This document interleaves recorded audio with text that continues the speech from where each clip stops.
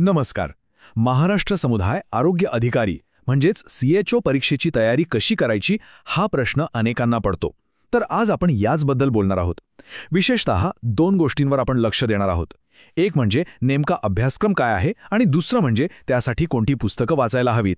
चला तर मग सुरुवात करूया. सगळ्यात आधी हा चार्ट बघा. यावरून आपल्याला अभ्यासाची दिशा ठरवायला खूप मदत होते.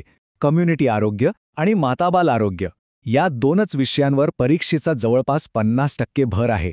म्हणजे बघा, अर्धी लढाई तर इथेच जिंकता येते जर हे दोन विषय पक्के केले तर.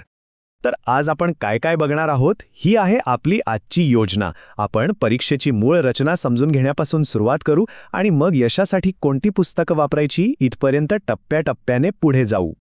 चला तर मग सुरुवात करूया अगदी बेसिक गोष्टींपासून. म्हणजे ही परीक्षा नक्की आहे तरी कशी हे आधी समजून घेऊया. तर मग यातून काय महत्त्वाचं दिसतंय? ही परीक्षा NHM महाराष्ट्र घेणार आहे आणि ही एक मोठी भरती आहे.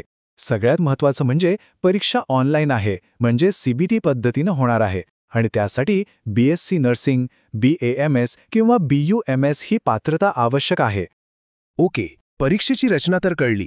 आता वळूया सगळ्यात महत्त्वाच्या भागाकडे, तो म्हणजे अभ्यासक्रम. कारण आपल्याला काय वाचायचं आहे हे जर नीट माहीत नसेल तर दिशाहीन तयारी होईल. अभ्यासक्रमाचा जो गाभा आहे ना, तो या 4 विषयांवर उभा आहे.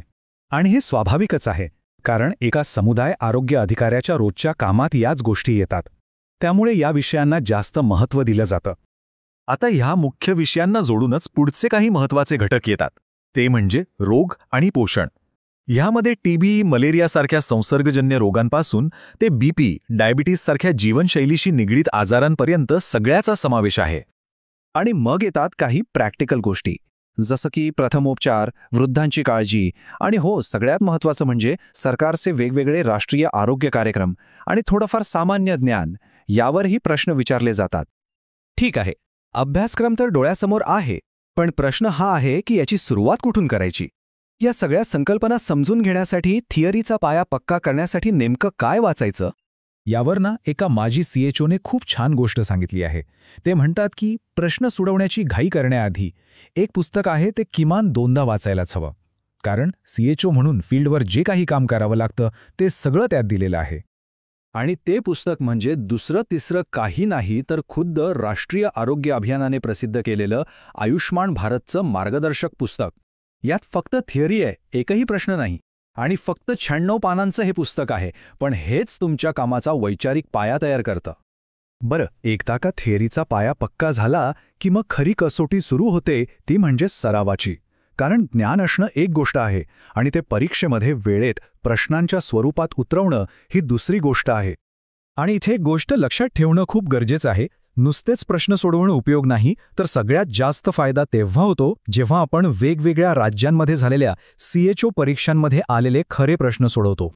मग या सगळ्या वेगवेगळ्या राज्यांचे प्रश्न एकत्र कुठे मिळतील? तर त्यासाठी एक खूप चांगलं पुस्तक आहे, मिशन CHO. ह्याची खासियत हीच आहे की हे खास CHO परीक्षेसाठीच बनवलं गेलं आहे आणि यात जास्त महत्त्व असलेल्या विषयांवरचे भरपूर प्रश्न दिलेले आहेत. आणि या पुस्तकाबद्दल जे सांगतात ते ऐकण्यासारखं आहे.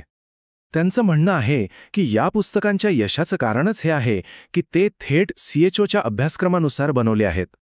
आता नर्सिंगचे विषय तर झाले, पण गोष्ट इथेच संपत नाही. अभ्यासक्रमात आणखी 2 महत्त्वाचे भाग आहेत ज्यांवर प्रत्येकी 20 गुण आहेत: राष्ट्रीय कार्यक्रम आणि सामान्य ज्ञान.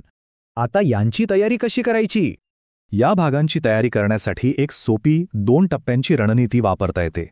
आधी राष्ट्रीय आरोग्य कार्यक्रमांवर पकड मिळवायची आणि मग सामान्य ज्ञान आणि चालू घडामोडींचा अभ्यास करायचा. आणि इथे बघा किती छान विभागणी केली आहे.